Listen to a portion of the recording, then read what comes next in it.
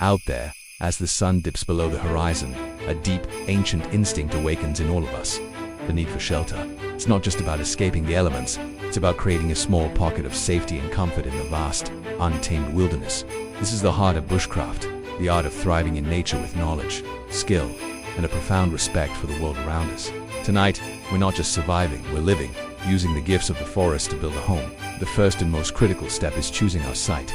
It's a decision that can make the difference between a restful night and a dangerous one. I always follow the rule of the 4 Ws first. Widowmakers. I scanned the canopy above, looking for dead or hanging branches that could fall unexpectedly. You'd never, ever want to sleep under one of those. Second, wind. I need to understand its direction. A natural windbreak like a rock formation or a dense thicket of trees will protect my shelter and my fire from being battered all night. Third, water. I need it to drink, but I don't want to be too close. 100 yards from a river or stream is ideal. This avoids flash floods and keeps the campsite from becoming a mosquito magnet. And finally, the 4th W, wood. A good site has plenty of fallen, dry timber nearby. This is my building material and my fuel for the night, so having it readily available saves precious energy and time. This spot here checks all the boxes. It's perfect. With the location set, the real work begins. I'm building a lianta shelter, a classic and effective design. I start by finding a long, sturdy ridgepole. This will be the backbone of the entire structure. I'll brace it between 2 strong trees, about chest high. Now, I gather smaller branches to act as ribs. I lean them against the ridgepole at a 45-degree angle, spacing them closely together. The closer they are, the better the insulation and protection from the wind and rain. The key is to use what's already on the ground.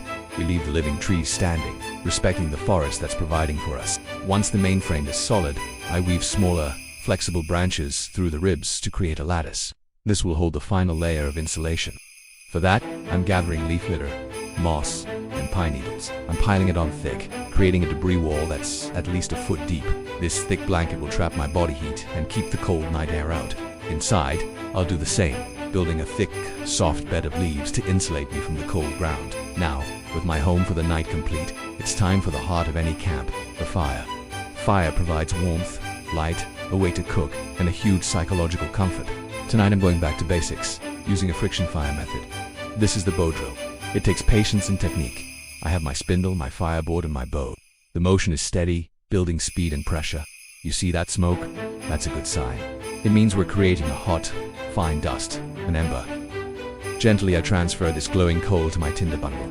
I protect it from the wind, giving it small, steady breaths of air. And there it is, flame. A little bit of magic every single time. With the fire roaring, it's time to eat.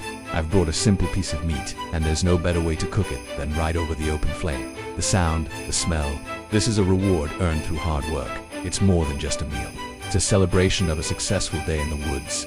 As darkness settles completely, the forest transforms. The sounds change, the world closes in, and everything is focused around the warm, dancing light of the fire.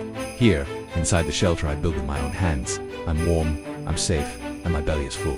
This feeling, it's a profound sense of accomplishment and connection. It's knowing that you can rely on yourself, that you have the skills to work with nature, not against it. It's a quiet confidence that stays with you long after you've left the woods. This is the true gift of bushcraft. Thanks for joining me on this journey. If you enjoyed this, be sure to like and subscribe for more wilderness adventures. Stay safe out there. Out here, as the sun dips below the horizon, painting the sky in shades of orange and purple, an ancient instinct awakens within us. It's the primal need for shelter, for warmth, for safety. This isn't just about survival. It's about connecting with the world in its purest form. It's the art of bushcraft, a dance of skill and respect with nature. Today we're going to build more than just a shelter. We're building a temporary home, using only what the wilderness provides. Join me on this journey into the heart of... Before you can build, you must choose. Selecting the right location is the single most important decision you'll make out here. A seasoned woodsman doesn't just look for a flat piece of ground. He reads the landscape. We follow a simple but crucial rule, the 4 Ws. First, widowmakers, always look up. Are there any dead, hanging branches or unstable trees that could fall? Your safety is paramount. Second, wind. How is the wind flowing through this area? You want to use natural features like hills or dense thickets as a windbreak to protect your shelter and your fire from gusting gales. Third, water. You need it to survive, but you don't want to be right next to it. Stay away from low-lying areas that could flood or attract too many insects. Look for a spot with good drainage. And finally, the 4th W, would you need an abundance of resources for both your shelter and your fire? We're looking for fallen deadwood, not living trees.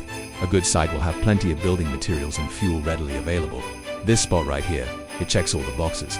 It's time to get to work. With our site selected, the construction begins. The forest floor is our hardware store. We're gathering fallen branches and logs, each one chosen for its specific purpose. The foundation of our shelter will be a sturdy ridgepole, the main support beam.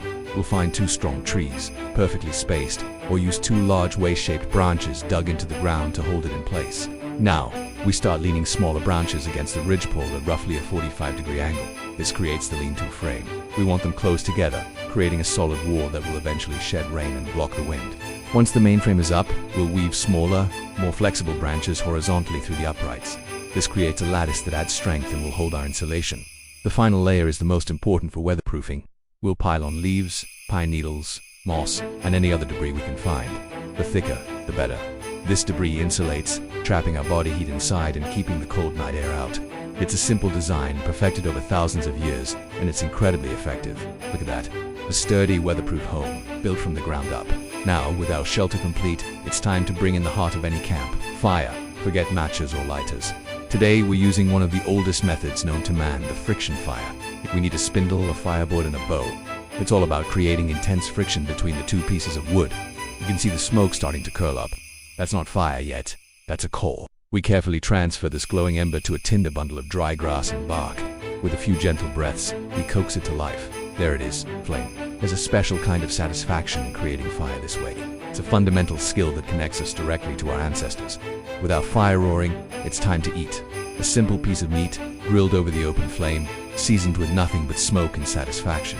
The sizzle and the smell are the perfect rewards for a hard day's work. This is more than just a meal. It's a celebration of our efforts and the bounty of the wild. As darkness fully blankets the forest, a profound sense of peace settles in. The world outside the warm glow of the fire seems to fade away.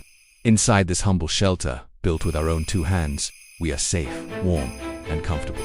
The flickering flames cast dancing shadows, and the sounds of the night, the gentle rustle of leaves, the distant call of an owl become a soothing lullaby. This is the ultimate reward of Bushcraft. It's not about conquering nature, but about finding our place within it. It's the quiet confidence that comes from knowing you can rely on your own skills and the resources around you. It's a feeling of true independence and a deep connection to the world. Thank you for joining me on this adventure. If you enjoyed this journey into the wild, make sure to like and subscribe for more. Until next time, stay wild.